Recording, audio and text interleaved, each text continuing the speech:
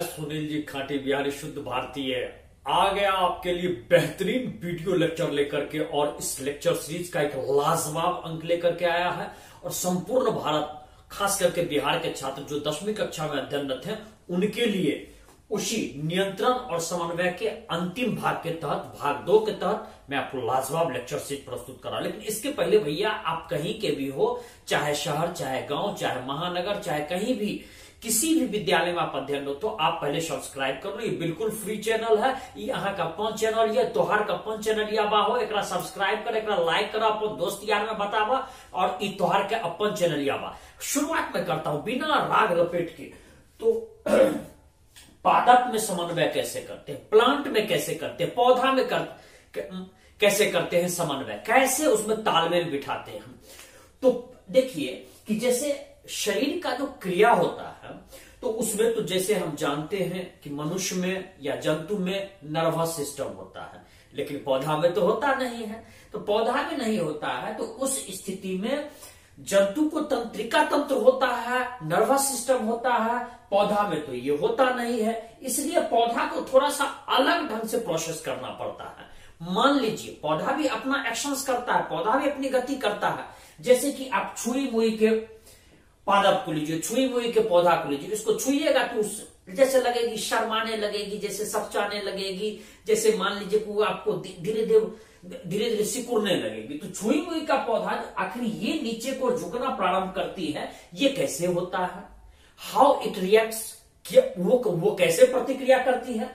उसी तरह आप देखिए कि जैसे एक बीज है, बीज को आप यदि मिट्टी में गाड़ दीजिएगा, उसमें आप जल दीजिए तो बीज अंकुरित होकर के उसका जड़ नीचे को जाता है, तना ऊपर क्यों रहता है, जनरली आप देखते हैं।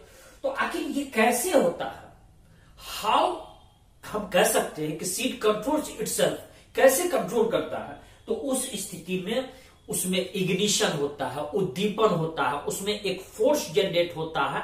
तो किस तरह से होता है कि इसके लिए उद्दीपन के लिए कौन सी अनुक्रिया होती है, ये जानना हम चाहते हैं। तो देखिए, तो जरा एक बात बोल गणेशवा, जल्दी बोल तो कि नर्वस सिस्टम क्या पौधा में होता है? नहीं, बिल्कुल नहीं। नर्वस सिस्टम जो है वो जंतु में होता है, पौधा में नहीं। अब यहां पर जंतु के पादप के लिए या इसमें जैसे जंतु की तरह, जंतु के पादप में, जंतु की तरह पौधा में, इसमें आपको विशिष्ट उत्तक नहीं होता है, स्पेशल आपका हर चीज के लिए। जैसे देखिए मनुष्य के लिए नाक अलग होता है, आंख अलग होता है, कान अलग होता है, मुंह अलग होता है, जी अलग होता है। लेकिन पौधा के लिए तो न जी होता है, न नाक होता है, न कान होता है। तो फिर मान लीजिए पौधा किस तरह से वो अपना एक्शंस करता है। तो उसके लिए जंतु की तरह जो गति करे, मान लीजिए कोई ऐसा उसमें जो अंदर गति करे, जो उसको ट्रांसफॉर्म करे मैसेज को, तो उसके लिए उसके कुछ कोशिका जो है अपनी आकृति ही बदल लेती है, अपनी आकृति को ही चेंज कर लेती है।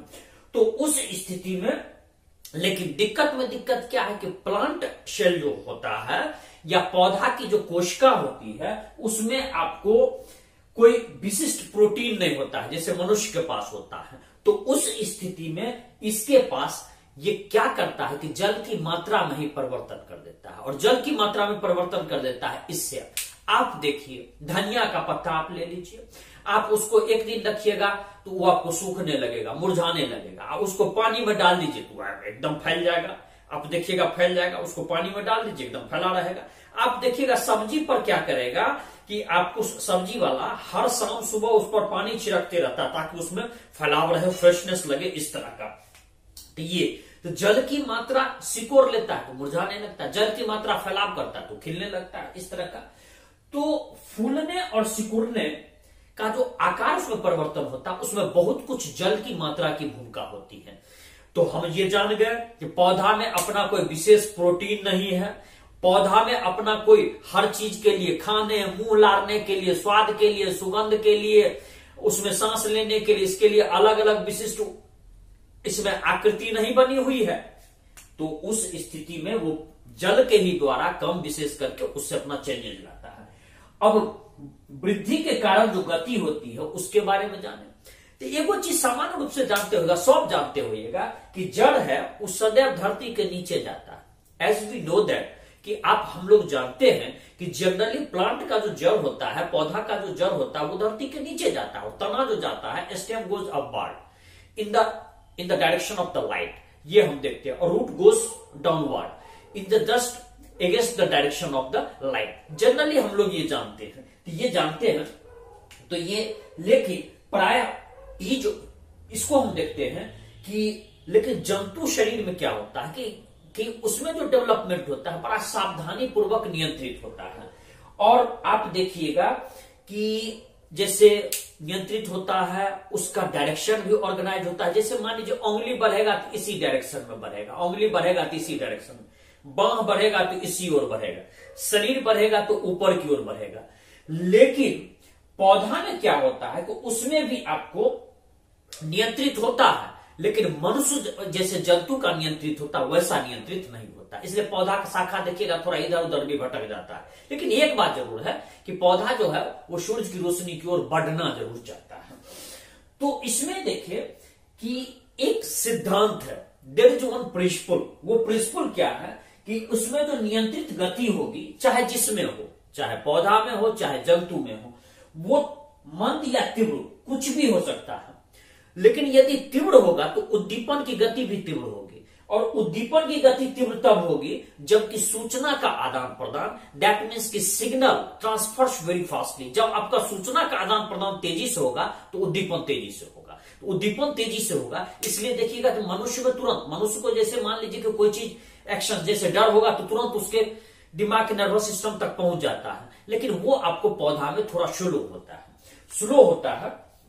तो इस स्थिति में आपको तीव्र गति से संचरण के लिए क्या चाहिए? इसके लिए विद्युत आवेग उत्तम होना चाहिए। विद्युत आवेग दैट मीन्स की इलेक्ट्रिक, इसमें जिस तरह के कहते हैं इलेक्ट्रिक स्पार्क, विद्युत आवेग जो होना चाहिए, इलेक्ट्रिक इंपल्स जो होना चाहिए वो टॉप क्वालिटी का होना चाहिए। टॉप, एक सामान्य बात देखिए, कॉपर का जो तार रहता है इलेक्ट्रिक कितना जल्दी पास करता है, लेकिन वही आप लोहा का तार लीजिएगा तो थोड़ा टाइम लगता है, जल्दी गर्म हो जाता है, जल्दी हो जाता है। ये तो सब आदमी पूछते हैं, नहीं तो सब आदमी पूछे चीज कॉपर का तार लगे तो बड़ा जल्दी से करंट पास किया जाता है, और लोहा का तार लगे तो मान लीजिए नहीं पास करते, कभी कभी कार्बनो लग जाए। सब आदमी जानते हैं, सब आदमी जानता रहेगा। तो वो स्थिति में आप देखिए कि विद्युत आवेग की उसमें कुछ सीमा भी होती है। There is certain limitation that the electric impulse that goes, देखियो कि विद्युत आवेग के पास करे खातिर कुछ सीमाओं वाला, और इसमें उसमें सीमा भी होता है। सीमा क्या होता है कि ये आपको उन्हीं कोशिका तंत्र तक पहुंचता है जो कोशिका तंत्र आपको नर्वस सिस्टम से जुड़ा हुआ है। तो नर्वस सिस्टम से तो उन्हीं कोशिका में ये आपको जाएगा इलेक्ट्रिक इंपल्स जो नर्वस सिस्टम पर जुड़ा हुआ, क्योंकि उसको तो दिमाग तक जाना है, मस्तिष्क तक जाना है। तो ये रहता है उस विद्युत आवेग में। और एक बार यदि कोशिका में विद्युत आवेग जनित और संचारित हो गया, मान लीजिए कि जैसे एक बार उंगली को हमको हिलाना, एक बार हम हिला दिए, मस्तिष्क से हमको सिग्नल गया उंगली तक गया, इसको हम हिला दिया, मुट्ठी हम बांधना चाहते हैं तो मस्तिष्क से सिग्नल यहां पास किया और मुट्ठी तक आया।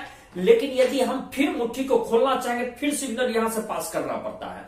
अब फिर हम बोलना चाहें तो फिर सिग्नल पास करना पड़ेगा। मानिए जितनी बार घटना करना चाहें उतनी बार हमारी सिग्नल जो है वो उसको देनी पड़ेगी। ऐसा नहीं एक बार सिग्नल दे दिया ऑटोमेटिक ऐसे ऐसे होते रहेगा, तब तो हाथे मान लीजिए गड़बड़ाई जाएगा। पैरालिसिस में क्या होता है, बोलिए बस आता है, वही सिग्नल गड़बड़ी के कारण बोलना चाहता है कुछ, बोला जाता है कुछ। या कभी कभी जब दारू पी लेगा, शराब पी लेगा, बोले चाहेगा कुछ हो जाएगा, कुछ बोलना चाहेगा कुछ निकल जाएगा, कुछ मुंह टेढ़ा हो जाएगा। लेकिन जो हुआ नशा का शिकार उसका उजरा घर बर्बाद।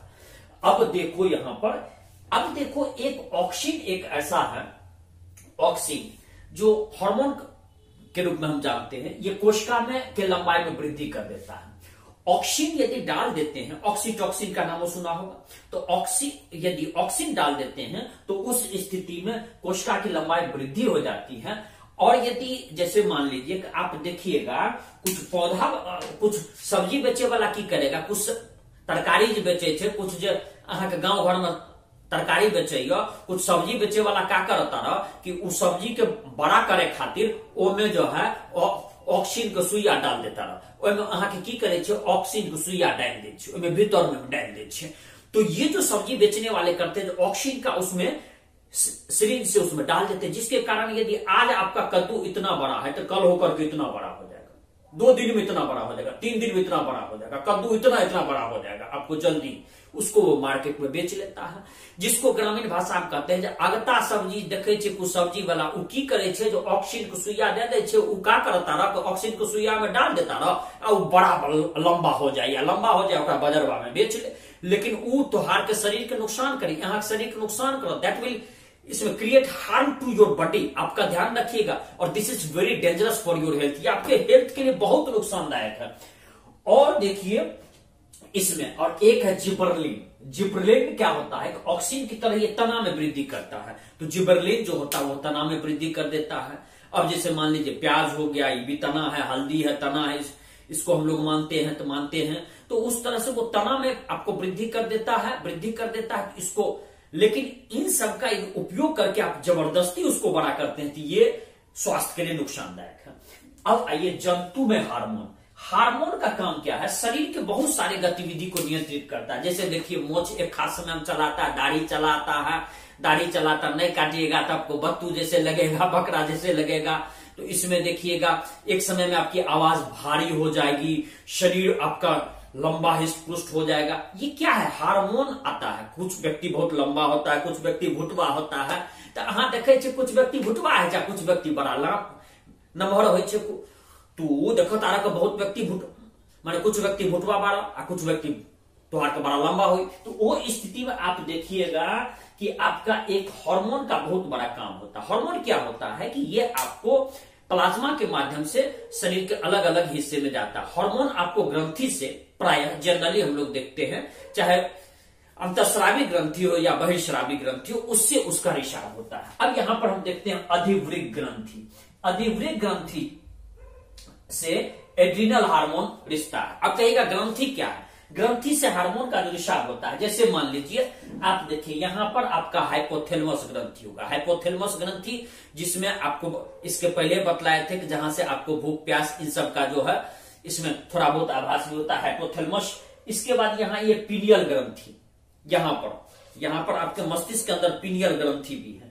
इसके बाद आइएगा मस्तिष्क के अंदर पीयूष ग्रंथि भी है। पीयूष ग्रंथि का आपको बतलाए थे, मास्टर ग्रंथि कहते हैं। पीयूष ग्रंथि को मास्टर ग्रंथि बहुत सारी चीज को ये कंट्रोल करता है। आपका लंबाई कितना होगा, आप लंबे होइएगा कि छोटे होइएगा कि भुटवा होइएगा, क्या होइएगा इसमें। तो ये आपका ग्रंथि सब जो है, तो आपके देखिए मस्तिष्क में यहाँ हाइपोथैलेमस हो गया, पीनियल हो गया, पीयूष हो गया। अब फिर गला में आइएगा तो यहाँ पर 2 ग्रंथि है। अबटू मान लीजिए परा अबटू और परा अबटू ग्रंथि जो होता है ये आपको गले में कहता है, जो ट्रेकिया के पीछे ये अवस्थित होगा परा अबटू। फिर आप यहां चले आएगा तो यहां पर भी आपको 2 मिलेगा, एगो मिलेगा अग्नाशय और एगो अधिवृक्क ग्रंथि। अग्नाशय ग्रंथि से ही इंसुलिन हार्मोन का रिसाव होता है और इसमें और अधिवृक्क ग्रंथि के इससे जो रिसाव होता है वो एड्रिनल हार्मोन का, जिसको लड़ो और उड़ो ग्रंथि भी कहते हैं। एक मान लीजिए दोनों जांग के बीच होता है, लड़के को जानते ही वो वृषण होता है, उसमें अंडकोश लटका हो रहता है। हंसना मत उसमें।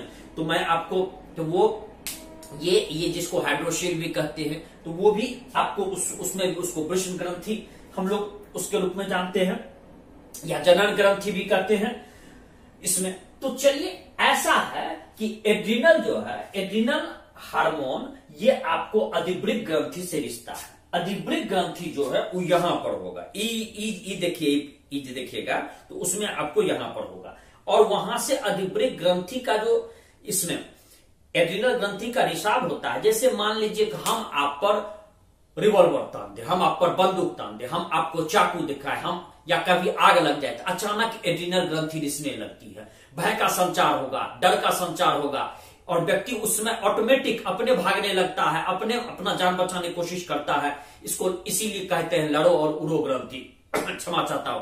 तो लड़ो और उड़ो ग्रंथि किसको कहते हैं, सवाल जल्दी बोल। एड्रिनल ग्रंथि। एड्रिनल ग्रंथि कहां से रिश्ता है, अधिवृक्क ग्रंथि, इसमें अधिवृक्क ग्रंथि से रिश्ता है। और एड्रिनल हार्मोन है, एड्रिनल क्या है, हार्मोन। तो चलो भैया, तो एड्रिनल हार्मोन कहां से रिश्ता है, तो अधिवृक्क ग्रंथि से। चल भैया, अब इसके बाद देखिए इसमें एक और चीज है, आपका हृदय जो है, ये हृदय सहित कुछ और अंग है विशिष्ट अंग, उस पर क्या होता है कि ये जाकर के उसके उत्तक पर ये काम करने लगता है, काम करने लगता है, इसीलिए हृदय की धड़कन बढ़ जाएगी। इसीलिए डर होगा तो आपका हृदय ज्यादा धड़कने लगेगा, ज्यादा धड़कने लगेगा, फक फक आपको लगेगा कि जैसे प्राण ना निकल जाए। मान लीजिए कोई व्यक्ति आपको मारने के लिए दौड़े, प्राण अचानक आग लग जाए, भूकंप आ जाए, तो उस स्थिति में आपका हृदय तेजी से धड़कने लगेगा। और तब क्या होता है, इसलिए धड़कता है ताकि हमारे पेशी को ऑक्सीजन ज्यादा मिल सके। तो एड्रिनल ग्रंथि का रिसाव होगा तो हृदय का धड़कन क्या होगा, ज्यादा होगा कम होगा। रजिया तोड़े से पूछ रहे मारबो 10 गिनबो 1, हाँ, तो उसमें बढ़ जाता है, हृदय की धड़कन बढ़ जाता है। इसके बाद देखिए पाचन तंत्र और त्वचा में जो है उसमें ब्लड की आपूर्ति उसमें कम कर देता है, क्योंकि हार्ट को ज्यादा चाहिए, क्यों, तो उसको ऑक्सीजन ज्यादा सप्लाई करना पड़ता है। शरीर उस घबराहट की स्थिति में जो है वो थोड़ा सा उसका परफॉर्मेंस हाईजैक हो जाता है। इसके बाद देखिएगा कि डायफ्राम और पसली, इसका जो है तेजी से fuck fuck fuck fuck fuck fuck आपको करने लगेगा। तो यही चीज एड्रिनल ग्रंथि में होता है कि आपको सांस तेजी से चलने लगेगा, छाती तेजी से धड़कने लगेगा, पसली जल्दी फक फक करेगा। ये सब एड्रिनल ग्रंथि के रिसाव का लक्षण है, ये इसमें डर भय का संचार होता है।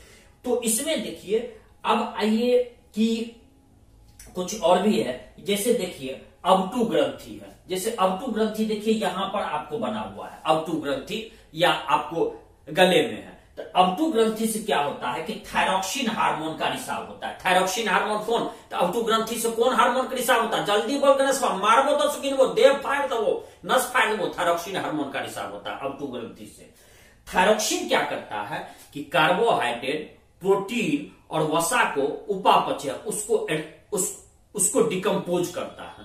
तो कार्बोहाइड्रेट, प्रोटीन और वसा को उसको आपको ये थायरॉक्सिन हार्मोन इसका उपापचय करता है, डिकम्पोजिशन करता है, इसलिए बड़ा महत्वपूर्ण है। और ये वृद्धि में शरीर के आपको विकास के लिए ये बेस्ट आपका संतुलन पैदा करता है। तो उस स्थिति में लेकिन थायरॉक्सिन का संश्लेषण, थायरॉक्सिन आपको तभी बनेगा जबकि आपके शरीर में आयोडीन अच्छा माने आयोडीन की समुचित मात्रा हो। इसीलिए आप देखिएगा कहा जाता है टीवी पर आयोडीन युक्त नमक खाना चाहिए, आयोडीन युक्त। अब तो जितनी भी नमक आती है अच्छी क्वालिटी उसमें आयोडीन ऑलरेडी मिला रहता है, आयोडीन। और यदि आयोडीन कम गया शरीर में तो ग्वाइटरिया नाम की बीमारी हो जाएगी, यहाँ पर घेगा हो जाएगा, बल का बड़ा घेगा। पहले लोग को देखते थे घेग निकल जाता था, अब नहीं निकलता, चूंकि अब नमक में ही वो पूर्ति कर दी जाती है। तो इस बीमारी का लक्षण है कि गर्दन फूल जाता है। तो आयोडीन की कमी से कौन सा रोग हो जाएगा, जल्दी बोल, दिनेश तोरा से पूछ रहे हैं, रजीबा तोरो से पूछ रहे हैं, मारबो 10 गिनबो देह फाड़ दो, देह फाड़ दो, हाँ जल्दी बोल, हाँ। तो उसमें ग्वाइटरिया नाम का रोग होता है, जिसको इसमें घेंघा रोग भी कहते हैं। अच्छा, अब आइए पीयूष ग्रंथि जो होती है जो सिर में होता है, जैसे आप यहां पर देखिए पीयूष ग्रंथि यहां है, उससे आपको शरीर के लिए वृद्धि हार्मोन इसमें संरक्षित रहता है। यदि पीयूष ग्रंथि से आपका, जिसको हम कहते हैं वृद्धि हार्मोन का रिसाव कम होगा तो व्यक्ति भुतबा हो जाएगा, लड़की बना भुटिया हो जाएगी। और उस स्थिति में, और यदि अच्छा उससे हुआ तो उसका लंबाई होगा। कभी कभी बहुत ज्यादा रिस हो जाता है तो बहुत लंबा हो जाता है, ना होकर पैजामा मिलता है, ना अंडरवियर मिलता है, ना गंजी मिलता है। गंजी पहनेगा बहुत लंबा आदमी, यदि कोई 7.5 फीट 8 फीट को तो कर यहीं तक हो जाता है। उसको सब चीज, ना उसका जूता मिलता है, ना चप्पल मिलता है, बड़ा मुश्किल होता है। कहीं जाता है तो सिर में ही ठोकर लग जाता है। तो वो स्थिति में, लेकिन ये वृद्धि हार्मोन शरीर के विकास को नियंत्रित करता है। तो ये आपको बता दिए। और इसमें कुछ ऐसे भी हैं कि जैसे आपका पीयूष ग्रंथि से ही कि जब, अच्छा एक और है कि 10 से 12 वर्ष में जब आइएगा तो एक और, जिसको मान लीजिए कि यौवना आरंभ होता है 10 से 12 वर्ष में। आप देखिएगा कि जैसे 10 से 12 वर्ष में लड़की ले लीजिए और लड़का का ले लीजिए 12 से 14 वर्ष, वैसे 10 से 14 वर्ष उसको ले लीजिए। उसमें अचानक यौवना आरंभ होता है, मीन्स जवानी चढ़ता है। जवानी चढ़ता है तो वही स्थिति में देखिएगा लड़का का हल्का हल्का मोच के पम्ही आवेगा। इसके बाद लड़की आकर्षक लगने लगती है, देखने में सुंदर लगती है, उसका वक्ष स्तन में उसमें उभार आने लगता है। फिर आप देखिएगा कि लड़की में सजने की प्रवृत्ति डेवलप होती है, और लड़का का आवाज भारी हो जाता है, दाढ़ी आने लगता है, और उस स्थिति में इलू इलू करने का भी मन करता है। इस सब का मत करना, जो हुआ इसी सब के चक्कर में पड़ा, जो हुआ नशा का शिकार, उसका उजरा घर परिवार, जो इस सब चक्कर में पड़ा समझो तू गया, तब तुमको कोई नहीं बचावेगा। इन सब पर एकदम पढ़ाई पर ध्यान लगाना है। लड़का का लड़की के प्रति आकर्षण बढ़ता है, लड़की का लड़का के प्रति आकर्षण बढ़ता है। वो आपका एक उसमें हार्मोन के उसमें जो इस यौवना आरंभ के समय जो हार्मोन का रिसाव होता है, तो ये एक नेचुरल, लेकिन यहां पर नियंत्रित रखना, पढ़ाई पर ध्यान देना है। तो इस स्थिति में ये चेंजेज आता है। चेंजेज आता है तो ये आपको कह सकते हैं कि 10 से 12 वर्ष में आपका नाटकीय अंतर आने लगता है। इसके बाद व्यक्ति का फेज आपको बदलता है।